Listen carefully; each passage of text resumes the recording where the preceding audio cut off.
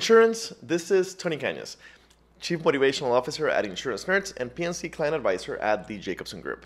Today, I want to tell you about how I was trained at Jacobson and what we can learn about training for the post-COVID era. It's no secret that I love working remote, and I'm convinced that the future of the insurance ecosystem is largely remote.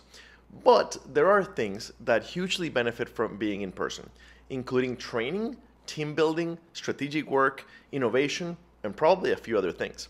My last carrier-side job was as a middle market underwriter at Liberty Mutual.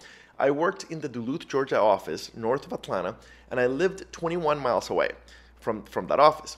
I chose the apartment very strategically to assure a reverse commute and took advantage of Liberty's flex time policies to be the first underwriter in the office and the first one out, thus always staying ahead of the traffic. After 6 months, they allowed me to work from home on Fridays, and right as I put in my 2-week notice, they had just announced that the company was transitioning to 2 work-from-home days a week. They also announced that if they ever went to 3 work-from-home days a week, that would imply a significant change in the real estate and a move to hoteling instead of assigned desks. I went to the Jacobson Group, the oldest and largest executive search and staffing firm serving the insurance industry exclusively for the last 50 years. Can you tell that I've repeated that phrase roughly 10,000 times? Jacobson used to have multiple offices, but they emerged out of the 2009 recession with only their Chicago headquarters still in place. They would have loved to have me reload to Chicago, but we have moved to California for my job and then moved again to Atlanta for my job. I had promised my girlfriend Renee that the next move was hers, and she didn't want to move to Chicago. It took us a while to negotiate the right role for me, but by the end of 2017, we had reached an agreement that I joined the company's sales department to sell our subject matter expert service to PNC carriers, and I'd be allowed to do so remotely.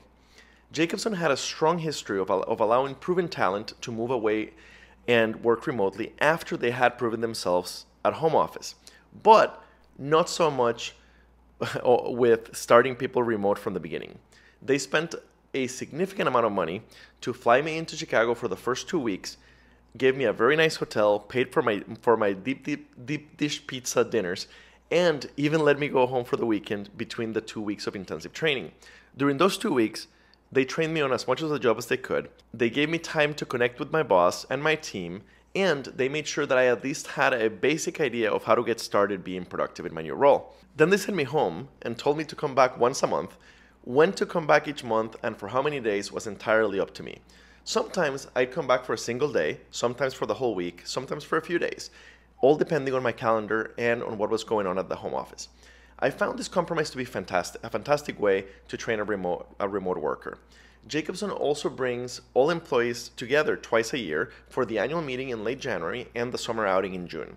This was back in 2018, long before we ever heard the word COVID or imagined that a global pandemic would send our entire insurance ecosystem into working from home for 18 months, shoot us forward 5 to 10 years at light speed into the future we find ourselves in now.